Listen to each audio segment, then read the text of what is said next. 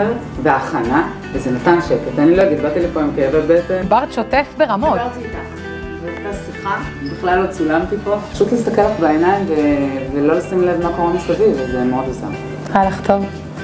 מאוד, בגלל שאני אומרת את זה, אבל מאוד. זה משהו שרציתי לעשות הרבה זמן, היה חיבור ממש מהרגע, לא יודע, מהשיחה הראשונה, סופר מקצועי.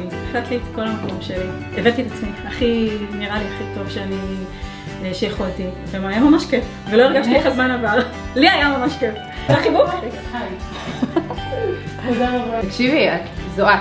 כל מה שיצא פה זו את, כי אני לא בן אדם שיודע להעביר את מה שהוא רוצה החוצה. את הוצאת את זה ממני, את פשוט תמללת אותי, יפה.